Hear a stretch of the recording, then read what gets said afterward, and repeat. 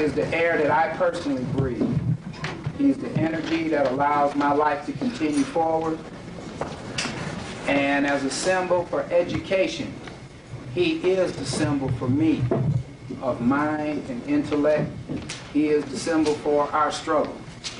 And now in the twilight of his life, he's trying to put 60+ years of the energy that he has put into our struggle into a type of focus that we can understand and take it forward into the future. Many of you have known him longer than me. I have had the pleasure of having many visits and conversations with him over the last 10 or 12 years. We speak just about every other week on the telephone. He stayed in my home, and again, he is a very important inspiration to me and to us all. So with that in mind, I don't see him standing in the doorway. He's coming. But I would like to stop and have us greet our master teacher, Professor John Henrik Clarke. Thank you.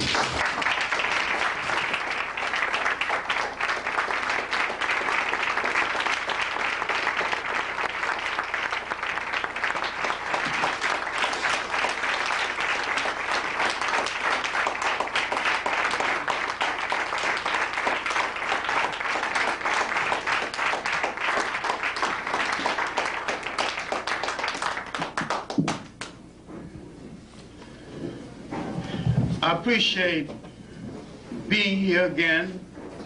I appreciate being asked to speak in a city not too far from the one that I grew to early manhood in Columbus, Georgia. Not terribly far from that little half-a-horse town called Union Springs in Alabama, where I was born. I appreciate returning to the South and participate in the continuous change.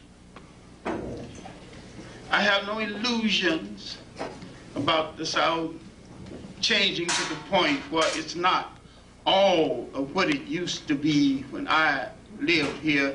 It is still part of what it used to be, though there's been some cosmetic changes. A cosmetic change is almost like a lady's makeup. Take it off, or forget about it, and some days you don't wear it. Now the subject for tonight is a subject that a lot of people have stayed away from because for academic reasons, for tenure reasons, for job reasons, for personal relation reasons, they have not wanted to discuss the African Revolution.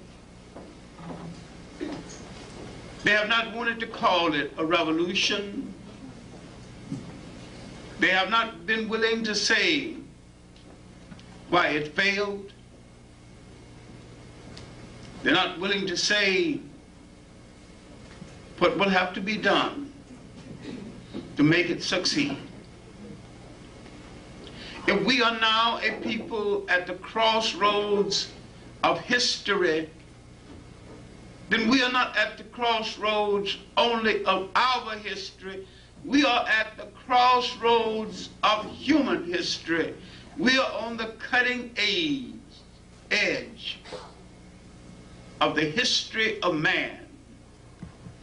Then why have we not asked the question, a people so potentially powerful have so little power?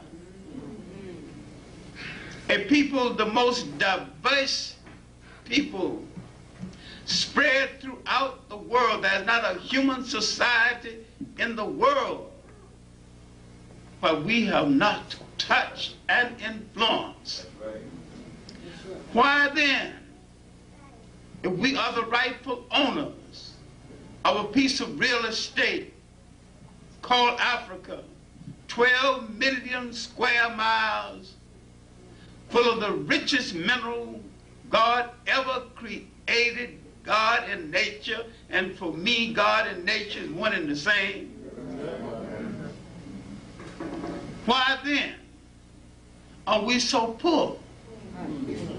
Who's managing our wealth? Who's managing us as we mismanage our wealth? How dare we call ourselves an independent people with independent state when the only way you can be independent, you must manage all of the wealth-producing resources of the country that you own. I'm not talking about a country you invaded. I'm talking about the country that is the historical geography of your early development and birth. Why do we own so much and manage so little? And why is there so much confusion among us based on pure man-made nonsense? And why do we go to war with each other over organized religions without understanding that all organized religions were brought to countries by foreigners, fakers, and fools?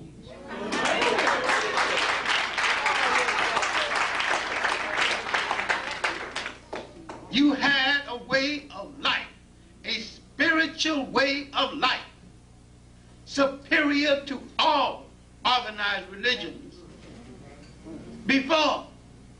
Why then did you let foreigners bring to you something that puts you against your own brother, made you go to war against your own brother, turn your back while foreigners raped your sister and your mother and enslaved your brother, and do it in the name of a God they taught you and neglected the God you created? Something happened to your mind. You programmed yourself into a position where any foreigner with any kind of strength could take over the destiny of your country. There are countries in Africa right now so weak, a good Boy Scout troop could take them over. What is the excuse? When you find the strongest thing about a people, look on the flip side and you'll find the weakest. The strongest thing about African people throughout the world is their ability to be hospitable to strangers, to recognize the humanity of the stranger. The weakest side about African people is that too many times they are more kind to the stranger than to the relative.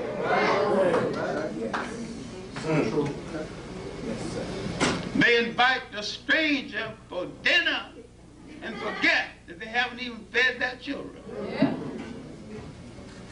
It's a kind of kindness that's open to question. Now, what am I talking about?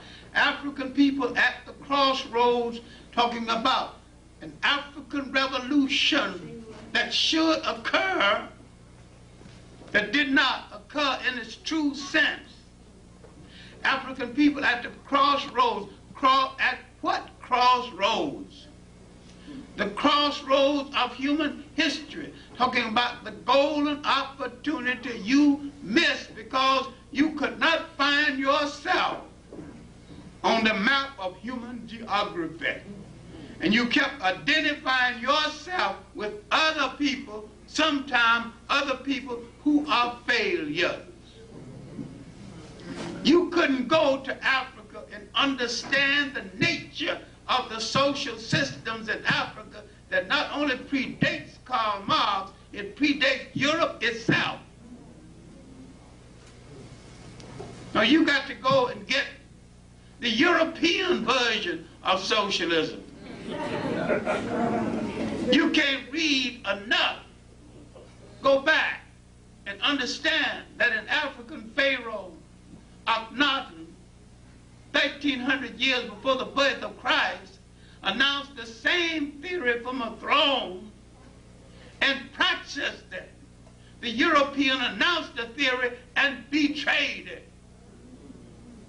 Every humane theory that the European has ever announced, he has betrayed it. Christianity, Marxism, democracy, humanity.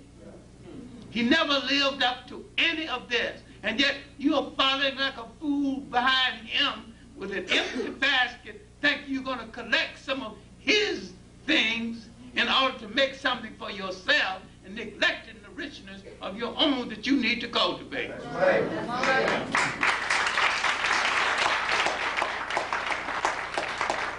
Now, if you knew his history, you wouldn't follow after him.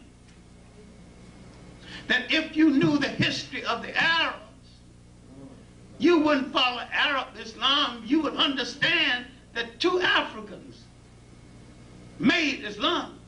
That's right. Zayd bin Harith and Bilal. That's right. And that Ethiopia nursed Islam in its cradle and saved it. That's right. When they're about to be driven out of Arabia, the Prophet Muhammad said, go to Ethiopia, go to that land where no one is wrong. And he went to Ethiopia as Africans, hospitable to strangers, let his followers in, gave them a haven. After the death of the prophet, they went back and got the faith well underway. Now you think that you got to propagate, purify, and sell us Arabism, which is not Islam, because the Arab is a betrayer of Islam. You don't know who he is. He's part of the dirty waste matter that came down from the back door of Europe and united with the waste matter from the side door of Africa and the back door of Europe. He's the bastard child of a bastard child.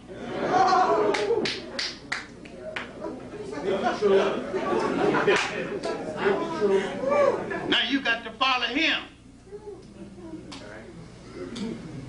When he came to Africa, the Africans thought, because it was during the period of the Romans, that the Arabs and Islam would help to get the Romans off of their back.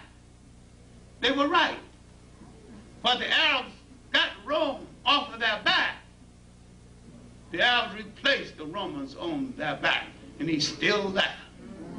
A vulture, a slave trader, a raper.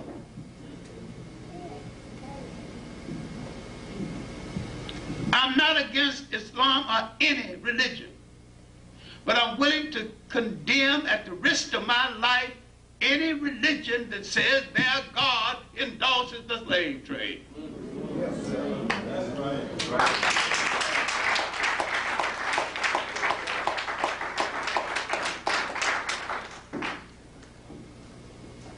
Africans are being killed in enslaved in Mauritania right now. That's right. Africans are being enslaved in the Sudan right now. That's right.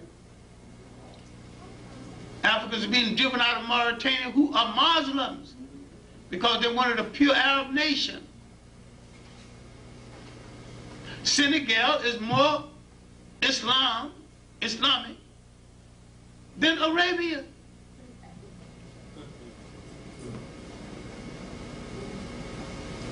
And yet the Senegalese Muslims being driven out. A whole lot of people in the Sudan who call themselves Arabs are just black-skinned Africans converted to the faith, now turn against and enslaving their own people. And when you can't say anything about this, then you're hiding behind the skirt of God, letting your own people be mutilated. Now, if we are at the crossroads of history, history is about to change. I am not telling any of you to leave a church or to leave a mosque or to leave a religion. I'm telling you everything that touches your life, every social thing, every political thing, every cultural thing, must be converted into an instrument of liberation or be thrown into the ash can of history.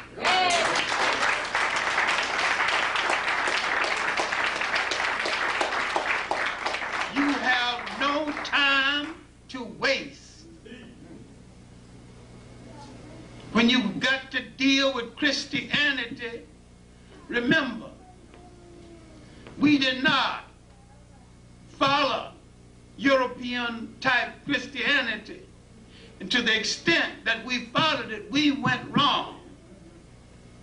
When we created the independent African church, it was a church totally different from the European church. It nurtured us, helped to give us some of our first schools. The church was once the schoolhouse. The church was once the place we hid from the law. The church was once the place we went to when we had no visible means of support. The church was once the place we went because we didn't send our people to insane asylum, to take care of mental illness. The church, all purpose, the church went back to the African spirituality before foreigners interfered with our spiritual way of life and started giving us some European garbage disguised as Christianity when it was a handmaiden of their conquest. Christianity became the handmaiden of European conquest. Islam became the handmaiden of Arab conquest. Now, listen to this statistic and maybe you sober down and stop telling that damn Arab lie about Islam being the black man's true religion and Arab being the black man's true language. Islam is an AD religion, not a BC. The Arabs are an AD people. We had religion and language 5,000 years before the birth of Christ, if he lived at all. That's right.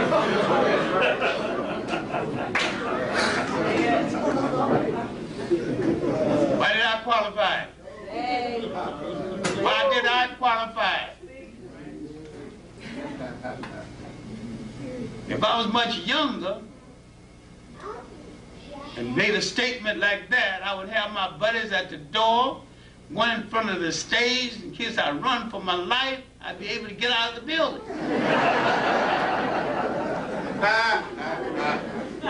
My qualification, if he lived at all. Now, if you read John Jackson's Pagan Origins of the Christ myth, he traces the Christ story through 26 civilizations, each with their separate Christ. Each 1,000 miles apart. You only know about one. Every nation has, every major people have their own Christ concept. If you read a little pamphlet by Joe Massey, The Historical Jesus and the Mystic Christ, he examined the historical origins. Now, if you read another book by John Jackson, written before his death, Christianity Before Christ, what's he talking about? He's talking about the fact that Africans practiced the same religion, identical religion, did not betray it. Thousands of years before Christ. And he explains what St. Augustine meant when he, talking about the conference at Nicaea, said that these people are trying to give us a religion we had 3,000 years ago. What's he talking about? And we had it 3,000 years ago, then we had it long before Christ. A lot of people do not understand that you got to make a distinction between organized religion and a spiritual way of life. Say it again. The African had a spiritual way of life that predates organized religion. That's right. This spiritual way of life was so good and orderly. He had entire societies that did not have the word jail in their language because no one had ever gone to one. All right, then what did happen? The family structure was so good. Within the family, they had judge, jury, all of this built into the family. The family structure was a miniature nation.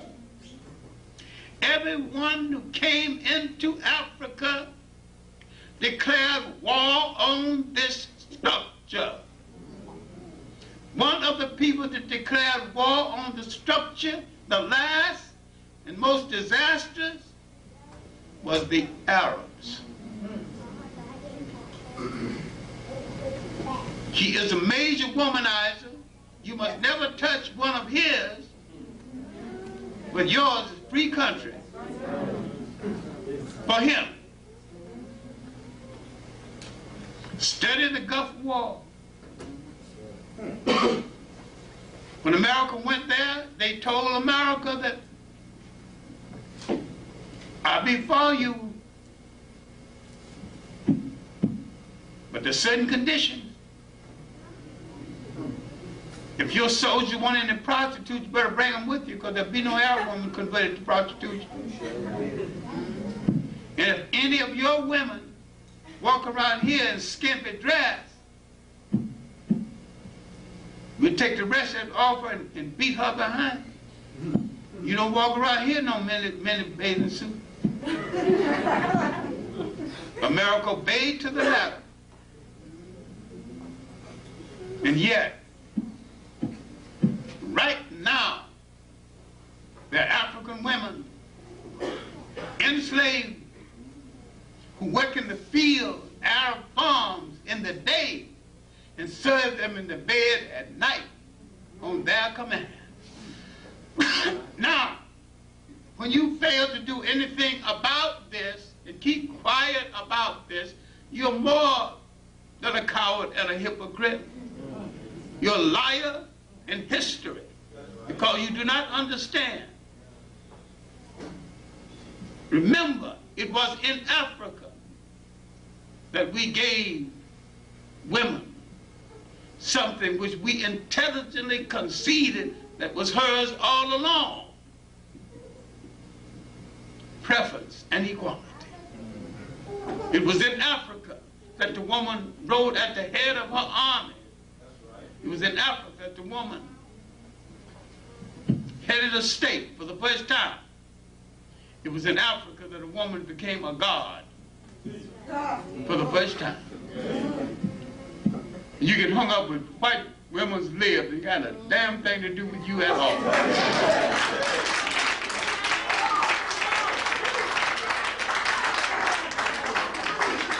Our crisis at the crossroads that we are debating, everybody's concern except our own.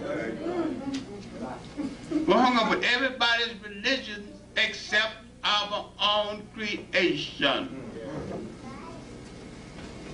No one creates any liberation movement for you. Slaves are never liberated. Freedom is something you take with your own hands, or you don't get it.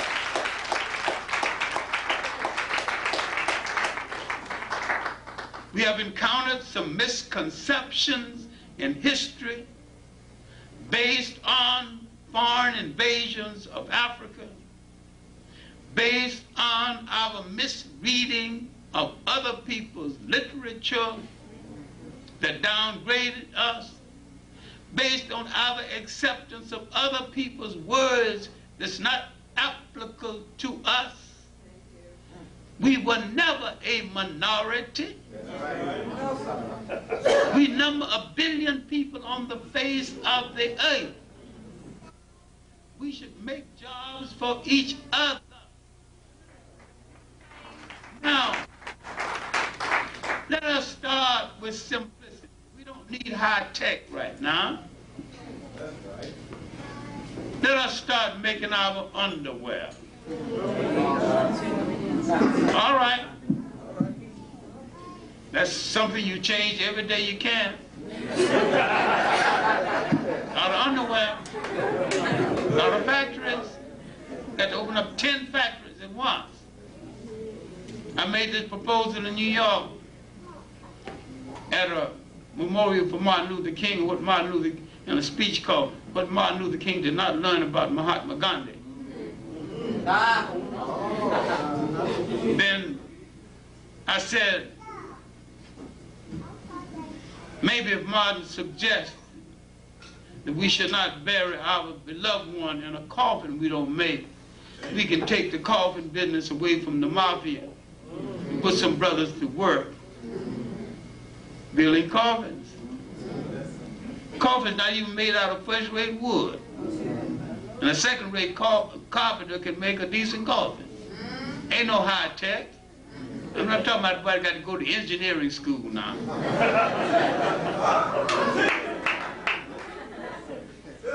Why you buy all your coffins from somebody else? With all the undertakers you got, you mean we can't have one factory making coffins? Huh? We can't be self-sustained doing nothing? Don't tell me you can't make a handkerchief. Look, I've known Farrakhan for 40 years. I like him personally, and yet I have a running argument with him. He announces too much. It's an announcement and nothing more. A lot of ceremony without substance. He avoids too many issues. What are you talking about, marching 1 million people men on Washington? How many pair of shoes you 1 million men wear? How much gas is it going to take? How many hotels going to hold you? All you're doing is making white people rich. And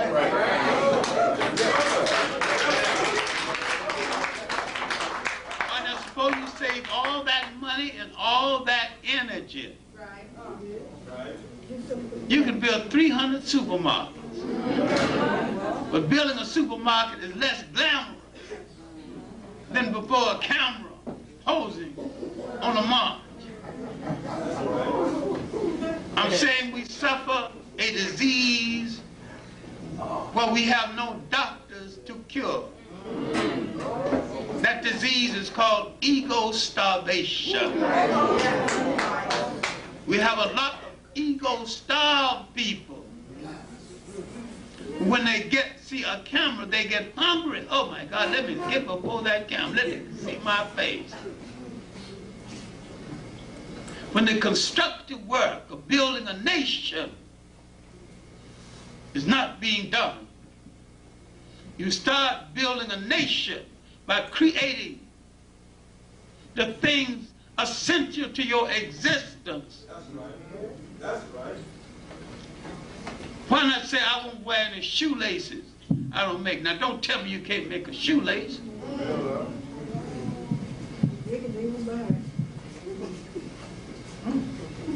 Do the basic, do the durable things first. High tech later. Assemble automobiles. Don't even buy a whole automobile. Buy the parts and assemble them. The brothers assembled them and got a job. Any good charge can tell them how to assemble them. Very soon the brother's going to be doing it so well, Ford's going to ask him, hey, bro, you want a job? Got one for you. You're doing it faster than me. If you're skillful, they'll hire you. People turning you away or call you back. We've forgotten our skill. We've forgotten what we did without interference. We've forgotten we produced societies that had no misery. We lived out our Christianity and our socialism. We didn't preach about it, we just lived it out. And we discovered something very early in life that a lot of us have gone away from. Spirituality and not religion is the enduring thing for man, a spiritual belief. Organized religion gives you a ceremony, creates a rationale for what it does to other people. Spirituality did not succeed because with spirituality you can't hustle. No pew, no priest with fine piping, no Cadillac. What you gonna take a collection for? With spirituality, every person is his own preacher. Certain people are guides. After a while, when certain people learn more than others, and this person comes to the spiritual forefront, if he wants his sandals, we make his sandals. If he wants to travel, we give him a porter to take him from one place to the other. So what are they going to take our money for? He wants books, we get him books. So this is why spirituality fell behind and organized Christianity came to the front. It came to the front because it was an interesting hustle disguised as a spiritual way of life. When Islam came out of Arabia, they came out as conquerors. They violated the very word of the prophet. The very Ethiopia that had saved them. The prophet said on his deathbed, Islam would never forsake Ethiopia when Ethiopia is in distress. Right before your eyes in your own time, an Islamic zealot, Gaddafi, armed little Eritrea, who destroyed the political effectiveness of Ethiopia. No nation has suffered more at the hands of Islam than Ethiopia. And yet the prophet has said, Islam will never forsake Ethiopia when Ethiopia is in distress. In practice, this is as big a lie as Christianity that helped to bring in the slave trade. Now, I'm not telling you to leave religion. I'm saying convert it to your use or leave it alone.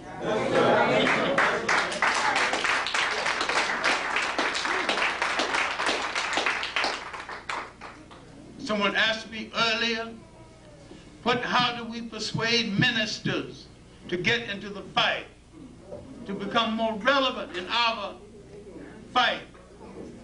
And my answer was, no demonstration, no leaflet, no shouting. Let him walk into the pulpit and see empty benches.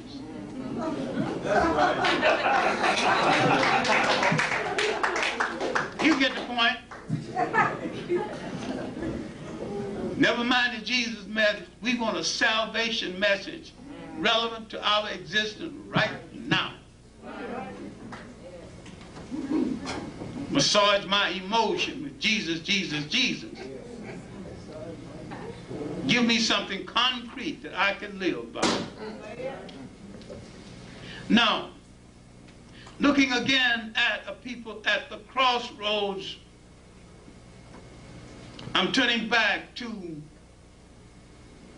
a lesson was taught to me in the Old Harlem History Club by Wilson Hergen's long since dead protege, Jackson. John Jackson was his protege, and so was I. He had said to me, John, we will have no problem getting to the door of the promised land. But we as a people will get to the door of the promised land and bunch up at the threshold and start an argument about whether to cross the threshold with our right foot or our left. And that's where we are right now, arguing at the threshold of liberation. Are we at the threshold of liberation? Our enemy realized that potentially we are the most powerful people in the world. They also realize that we're not going to do to them what they've done to us, because we're not going to waste that kind of energy. Of course, we'll knock him off our back. But who in the hell wants Europe?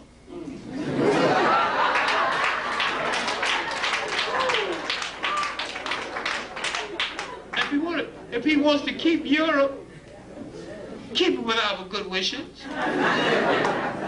But we want every inch of Africa.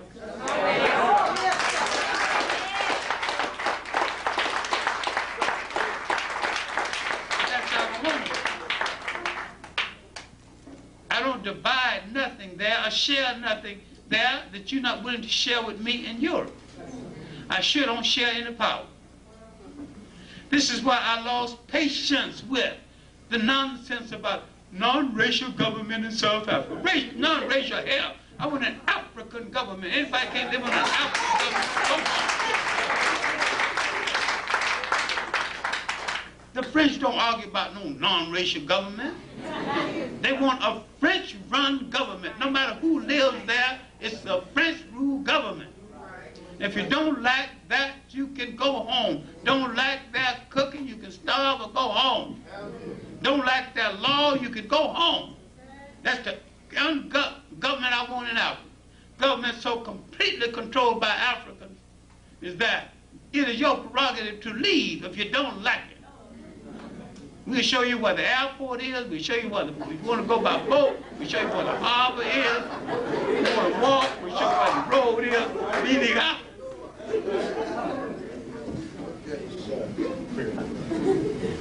But we don't share. I don't share no government. No more than I would really share my wife. I ain't no fool. And yet you have Africans say, we can share. Where did he get his mentality from? Create a non-racial government. White people still control South Africa. White people still control all of the wealth-producing resources in every single African country, and there is no exception. The same thing as countries in the West Indies. Canadian company bought up the gold in Guyana. Do you know how much Guyana gets out of it? 5% of the profit of their own gold. Why in the hell didn't they send our young men to the mining schools of the world? Dig the gold yourself. Put it on the markets of the world yourself. And why are the students studying nonsense? Studying management, don't even know what to manage. Why can't we follow the example of the Japanese? They didn't ask their students what they wanted to study. They lined them up and said, geography for you, medicine for you, oceanography for you, airplane design for you, automotive design for you, locomotive design for you, and you better get it. And they got it too. And made Japan a modern nation. Right. They lost the war, suffered 2 atomic bombs. Right. The same people who defeated them are now begging them for commercial space in the world. Yes. Not one demonstration, not one leaflet. Yes. Nobody shouting yellow power.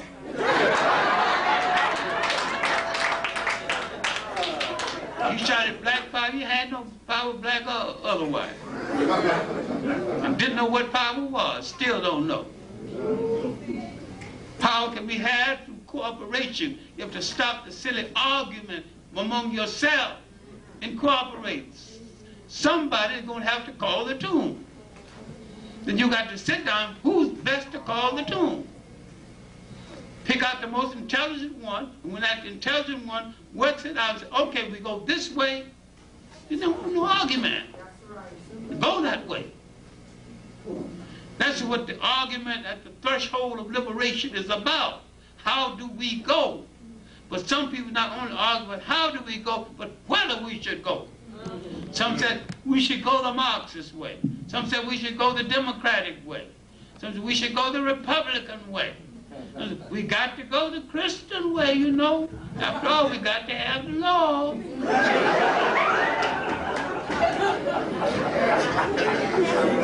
Somebody else has got to go the Islamic way. The idea is to go.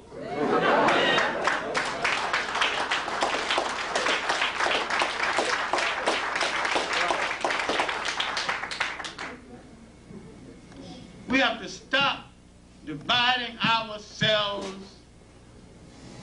based on things fed into our mind by foreigners who fed them into our mind so they can control us. We can take Christianity and convert it into an instrument of liberation that it was supposed to be in the first place. And so with Islam, if you understand Islam, you might think this is a sore spot with me, but anything that demeans the women is sore with me. And anything that restricts the presence of the woman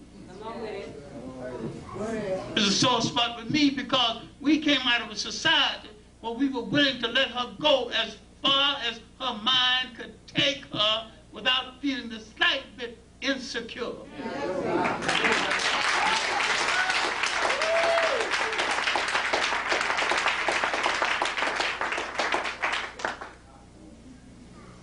Women who feel insecure with black men in power are dead wrong. Black men who feel insecure with women in power are dead wrong. Because we didn't base it on men and women. We based it on ability, and we respected ability. There should be no man bashing or women bashing, but cooperation between the two. Now, this is the kind of society we had. There are certain ceremonies that couldn't even start until a woman sanctioned it, because that was a woman's function in that society. Certain ceremonies she had to function because it related more specifically to her. Now, if you remember the first session of Roots on television, where nearly everything was wrong, remember the scene when the boy comes home from ceremony of manhood and circumcision and tells his grandmother, played by Maya Angelou, men don't let women tell them what to do. So you lying fool. You don't even, the people who wrote the script was dead wrong. Alex Haley shouldn't even let that in the script. If he knew the territory he was writing about, he would know that West Africa was Islamized by Islamized Africans. And they were intelligent enough to let the main custom remain intact. And the main custom was then and now matrilineal. The royal line came down through the female side.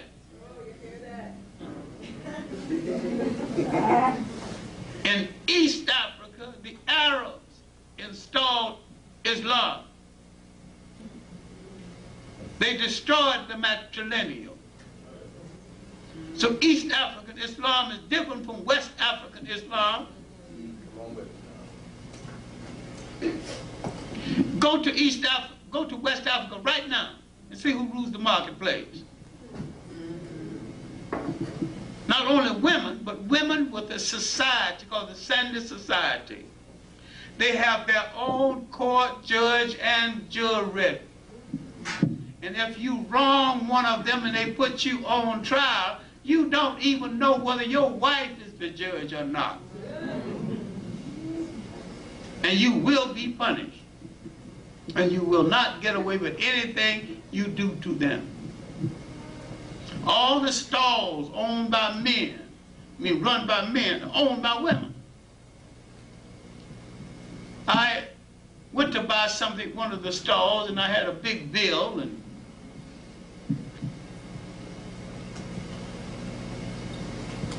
I wanted change, and he called the lady over. I didn't know who she was. She didn't look any different from the other market women. But the woman was a millionaire. See, millionaires here, you be in a stretch Mercedes. She walking around in the marketplace, looking at like a regular market woman. Called me over, and you know, she picked them, looked at my money, made sure it was authentic. And she held it in her hands and looked at the person who gave it to me and looked around, and I was wondering what this is about. I think I can trust her. And we went to some place partly secluded, and she opened that big belt on her waist. The lady was padded with money and made the change.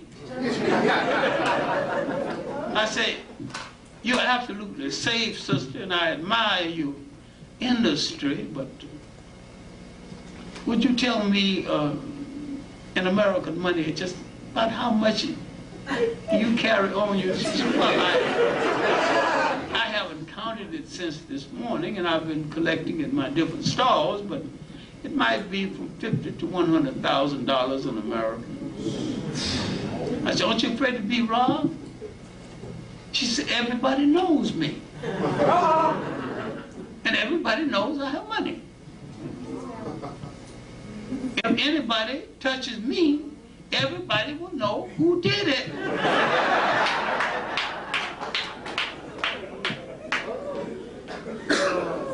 And she said, "Your life wouldn't be worth a franc after that." Look at the safety now. This is a Muslim country. This is a Muslim woman ruling the marketplace, going from different stalls, all those different stalls that she owns, and collecting money, making change, carrying from $50,000 to $100,000 on her waist. No man is disturbed about it in the slightest. No man is propagating, "You women are taking over part and everything." No nonsense like that. Some men are coming up to hoping she give them a job.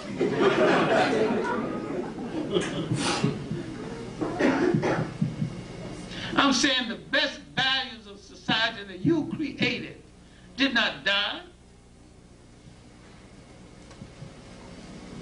And while we're getting into European this and European that, we forgot that before the first European wore a shoe or lived in a house that had a window, we already had functioning societies before we existed.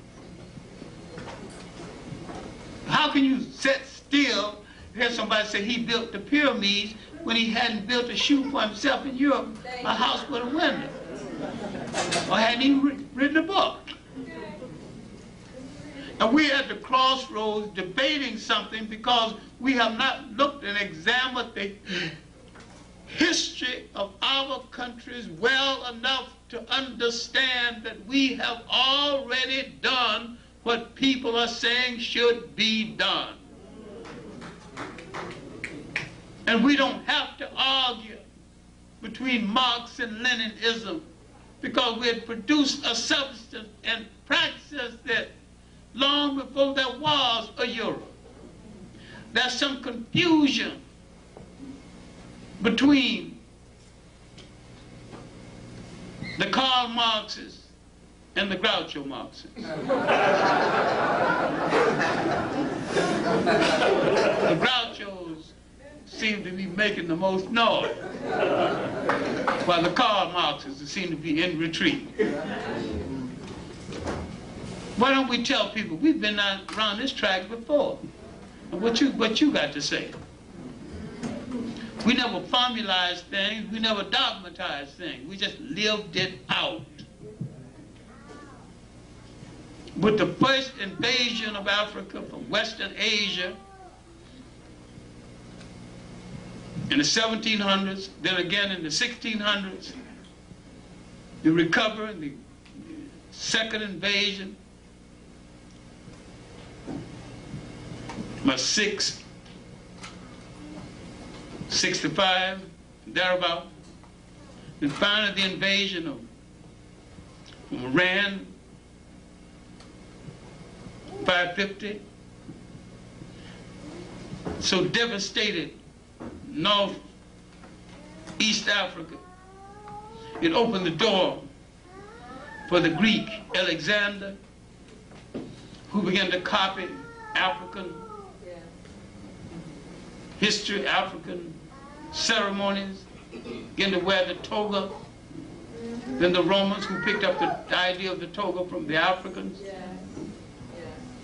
stopped killing, finally forced Christianity into being through taxation and misery. Finally stopped killing Christians and became Christians for political reasons. And the European is still a Christian for political reasons.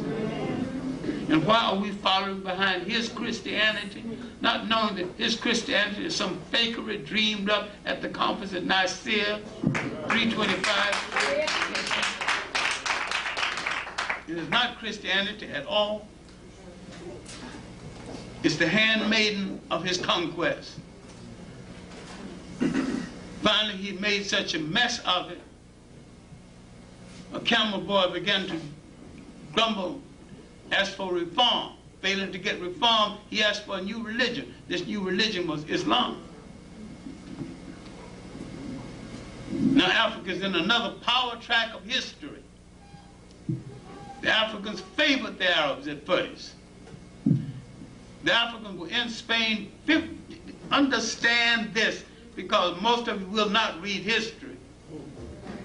The Africans were in Spain, well entrenched, 50 years before the Arabs. The general was Tarak Ben Azad, known as Jebel Tarak. The Rock of Gibraltar is named after him. There's a classic work written by a Turkish woman, Halit Bagiba. She said the army was as black as ink. The general was blacker still. The general was Tarak Ben Azad, and she wrote a book bearing his name, Tarak Ben Azad. Why did the general look blacker than the rest of them? His horse was dressed better than the kings of Europe. His horse, silk and brocade. He was riding a white horse. The others had another kind of horse that showed off his blackness.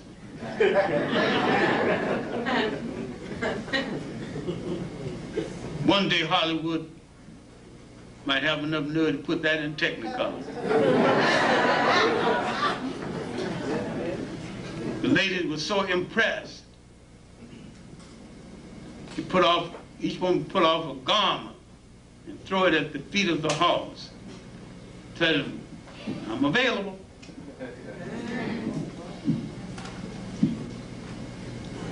Africa gonna have to own part of Hollywood before that one was made. But that would last almost 800 years. But the rise of Europe after the Crusade would put us into another bind. Europe rose, discovered shipbuilding again, started the slave trade, began to scatter Africans throughout the world. They had been scattered voluntarily throughout the world through adventurism and voluntarism. Now they're being scattered as slaves. We're in another bind now. We will not come out of this bind. The 19th century will bring us back to African consciousness again, something now mistakenly called Afrocentricity. That's right. That's right. Come on with it. It's African consciousness, because you should not avoid using the word African, all of it. Don't use no fro. That's right. But that 19th century in the Caribbean islands, with its massive revolts that brought Haiti into being, That's right. Africa's anti-colonial wars. Winston Churchill said these Africans who never heard of a military school or wore a store-bought shoe outgentlemen some of the finest minds of Europe. Now, at the end of the 19th century, Africans began to negotiate, appeal, these Christian Africans now, appealing to the conscience, the Christian conscience of the Europeans, not knowing he had no Christian conscience. It was lack of Christian conscience that led him into the slave trade. Accepting the Pope's word when the Pope told Spain and Portugal, you are both authorized to reduce to servitude all infidel people. Edward Williams is very good on this. Read his documents in West Indian history. Read his book, The Caribbeans, from Columbus to Castro. And if you forgive the modesty, read my book, Christopher Columbus and the African Holocaust. The documents are good. Jan Carou's new book, The Conquest of Paradise. That's a book by a white writer called The Destruction of Paradise. No shortage of information. All you have to do is to read it. Tell you exactly what happened. What happened was not democratic or Christian or kind.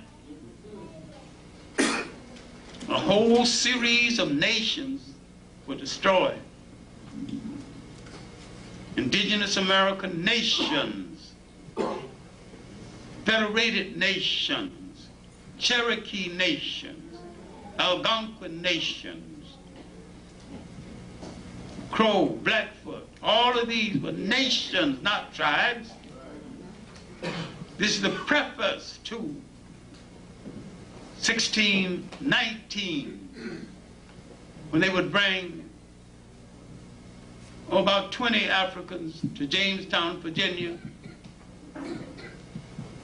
We began our formal induction into the American labor market. We were not the first slaves in America, or the second. They tried to enslave the indigenous Americans. Didn't succeed because he knew the forest, he knew the gully, he knew the river banks, he could slip away. They had more success in enslaving the whites. Read a book by Lerone Bennett called The Shaping of Black America. Read his first 2 chapters. If you don't read nothing else, read his chapter called First Generation, and read the 2nd chapter called White Servitude, how whites were enslaved too. Then finally, they had to sell the poor whites on the skin game. At first, poor whites had no vested interest in being against blacks. They were poor, they were struggling, they were landless. What was the interest in being against blacks? And some of them were indentured servants, as most of the early blacks were indentured servants. They began to marry each other. But after they sold whites on the color scheme, they forbade that kind of relationship one to the other and destroyed it as ruthlessly as they destroyed the white and black farmers' alliance. And the man who destroyed the black and white farmers' alliance later helped to establish the Ku Klux Klan. All of this is forgotten. All this 19th century struggle with Douglas, forgotten. The 19th century struggle in Africa, when Africans did not negotiate anything. They took their spear and their shield and went to the battlefield and negotiated in blood.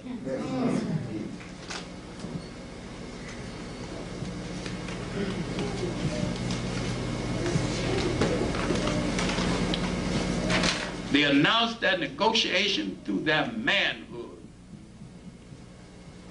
At the end of the 19th century, missionary-trained Africans, Caribbean islands, Africa, Christian Africans in the United States began the whole track of appealing to the Christian conscience of people who wasn't Christian in the first place.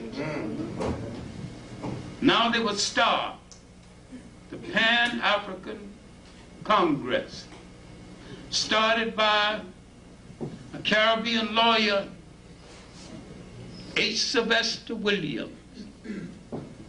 It is a bit of irony that the three great Pan-Africanists all came from Trinidad.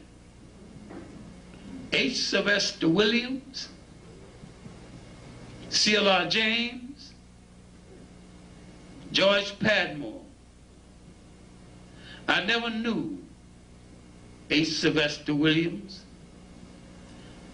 I knew James, and we were friends and colleagues till the day he died. I knew George Padmore in the United States, and I knew him again in Ghana when I was there in 1958. I asked him a question. He told me, stop meddling in his foreign business, in his personal business. I say, of all of you were Pan-Africanists wanting the unification of the African world, all three of you have had children by a black woman that you never married. None of you have established a long relationship with a black woman. Where is your Pan-Africanism when the door is closed and the bed is ready? Man, stop meddling. My personal business is my personal business. I left it there. It's a contradiction. And yet, all three men made a major contribution to the concept of the unification of African people. Du Bois, who never liked being called the father of Pan-Africanism because it was incorrect. Du Bois was a guardian of truth, and he wanted to be called the guardian or the keeper of the Pan-African tradition.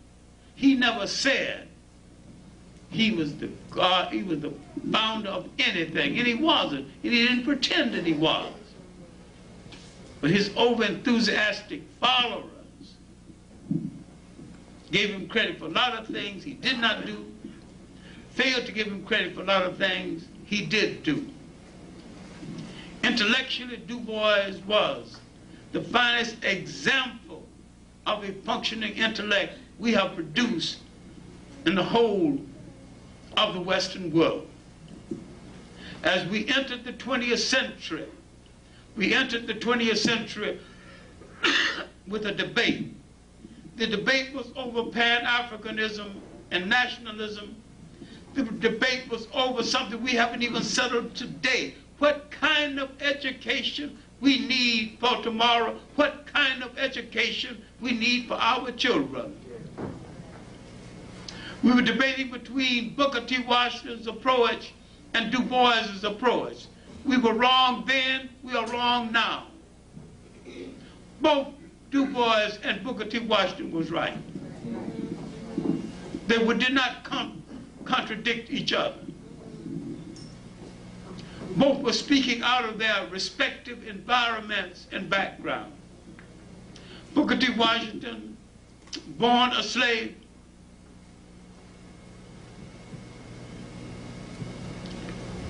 and from his background,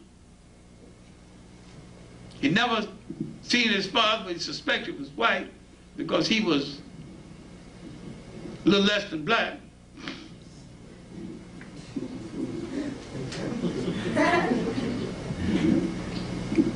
Du Bois, a New England aristocrat, and you can be a New England aristocrat without having money.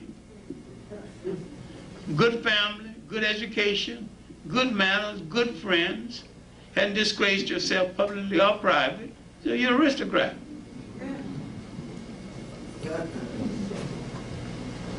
So he was accepted. Du Bois wanted to go to Harvard as the young men of that town, a socialist town. There used to be whole socialist towns in America where the education of the brightest young men were taken care of by the town. Knowing that he got high marks and good to book and well thought of, knowing for sure he would go to Harvard, they sent him to Fisk. And there Du Bois discovered who he was. His white friend, including girlfriend. Now he discovered he must enter race work. The best thing that could have happened to him. It shocked him out of his illusions. He knew that was a dividing line. And he began his race work. Eventually he would go to Harvard. He would finish his PhD thesis there, a work still worth reading. The suppression of the African slave trade to the United States, published in the Harvard series of books by students. 1903, he would publish a little work that should be the preface to understanding Du Bois, Souls of Black Folks.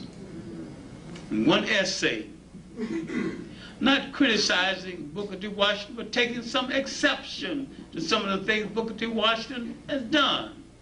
Why don't we just get the book? You can read it in less than an evening. Why don't we just read Souls of Black Folks? Don't take my word for it. I want you to check me out. I want you to try to find me wrong because I know you can't do it. I read his Gift of Black Folks.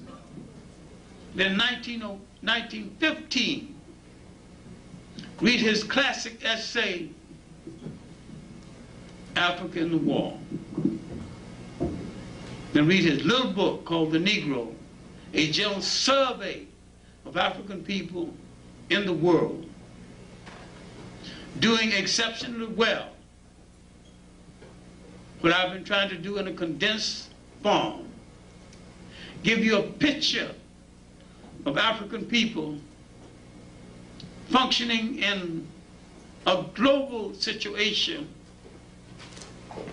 where the basic headquarters of African people throughout the world is Africa itself.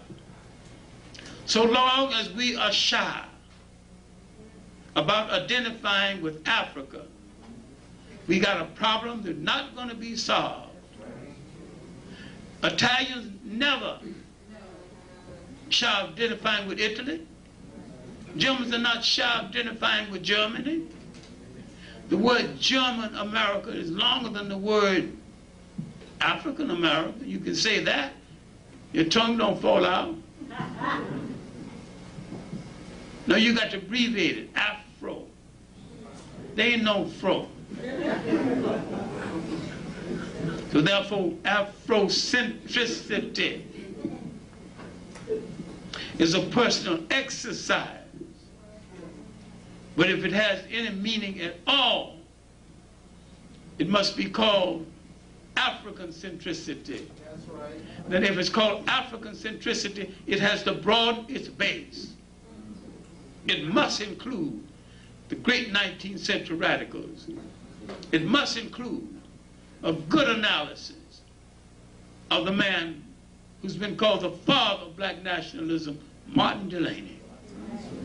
It must include an analysis of his work, the condition and elevation of the colored race.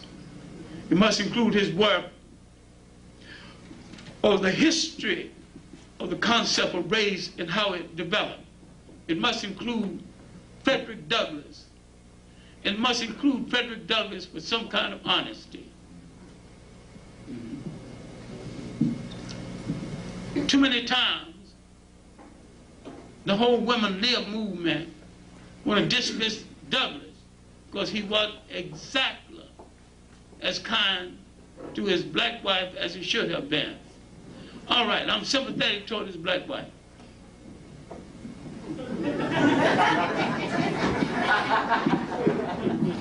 But that don't change one iota of Douglass's force, the clarity of his analysis, and the program of the fight he left for us, and his great legacy. The music of Mozart is not less sweet and melodious because he beat his wife, although I'm sympathetic toward the wife. I don't see why any man should beat any woman when he can vote with his feet and walk away. Makes no sense to me. But if you're going to go into that 19th century, you got to deal with this awakening of African consciousness. William Wells Brown, our first novelist, his book about Ethiopia, other books about Ethiopia. You got to do an analysis of George Washington Williams' 2-volume history of black America and how he handled the African question and brought up the question of the elimination of the word Negro. I'm saying Molefi Asante has made a contribution to our consciousness and our direction,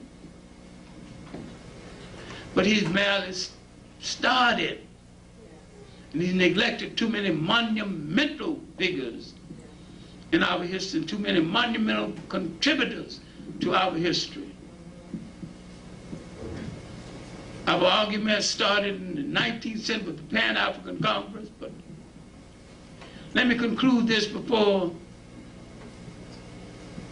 the Baptist preacher in me gets the best of me and I talk forever.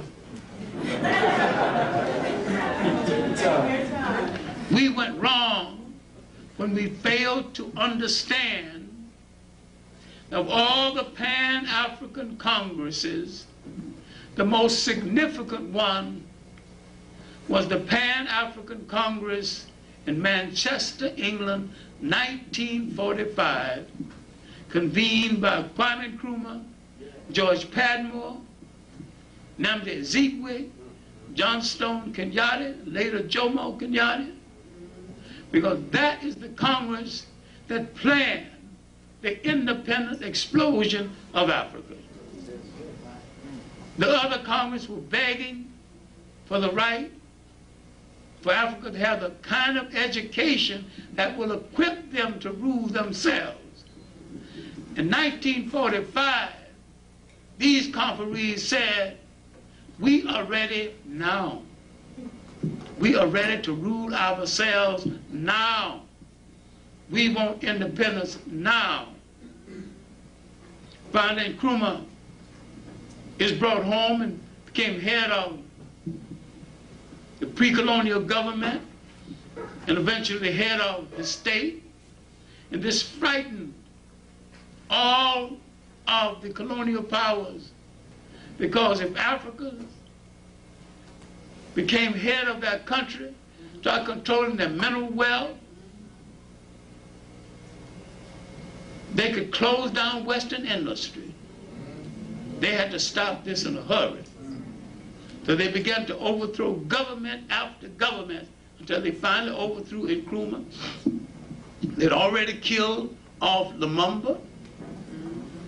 Sooner or later, the Pan-Africans from the north, Nasser, would be gone. Ben Bella would be imprisoned. Now we're at the crossroads debating again direction, debating someone else's ism, forgetting something, that Europeans, irrespective of religious belief, irrespective of political belief, main interest in Africa was to control Africa. They had no other mission, and the left wanted to control Africa as much as the right.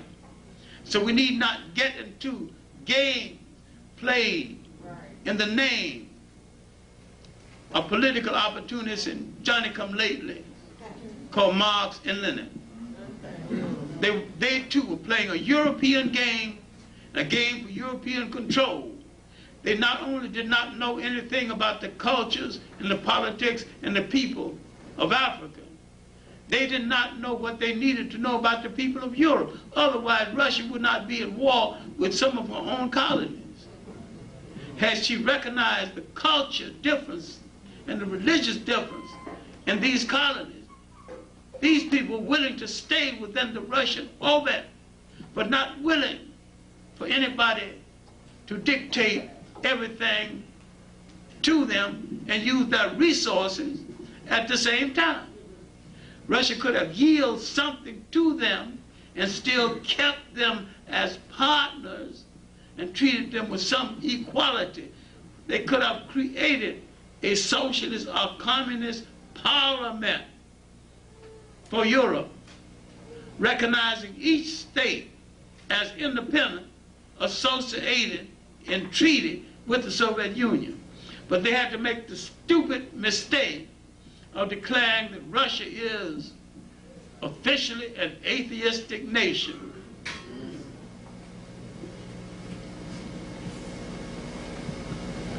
I have no great love for the organized religions of the world, including Hindu, that create the concept of untouchability.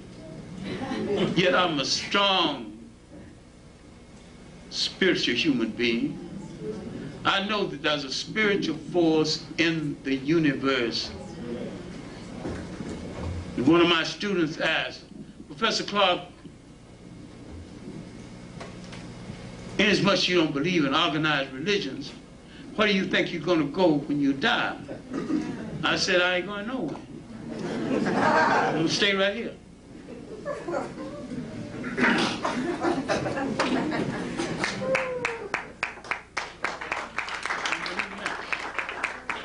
I'm going to live in what I did, live in who I taught, bury the man, continue the plan.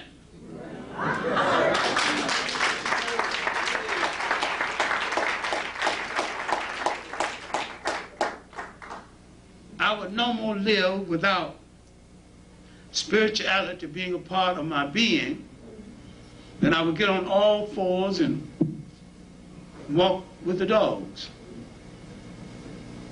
For it is spirituality, not religion, that lifts me higher than the dog. Now when I can make the seasons change, make the oceans roar, start a hurricane and stop one, I will tell you I no longer believe in God. Because when I can do that, I will be God. I know I will never do that. So while I do not believe in organized religions, because all of them are hypocritical, I believe in love people. I believe in myself, and I have a special love for my own people whose fight I've been involved in most of the years of my life. And for them, I've only gone to jail for very honorable reasons, like leading a riot or something. Nothing.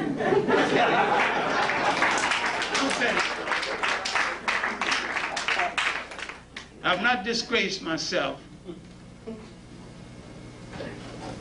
And I look good once they examine me in total. There'll be nothing in my whole life that you need to feel apologetic for. I have considered myself to be a product and part of the ownership of African people in struggle, and I have never been outside of that struggle. Our Holocaust need to be mentioned here in conclusion, because it was not only the death of so many of us, it was the death of aspirations, it was the death of hope, it was the death of possibilities, it was the death of dreams unfulfilled. I am saying this did not end at all. We will live through what we leave behind for our children and what they subsequently will leave behind for their children.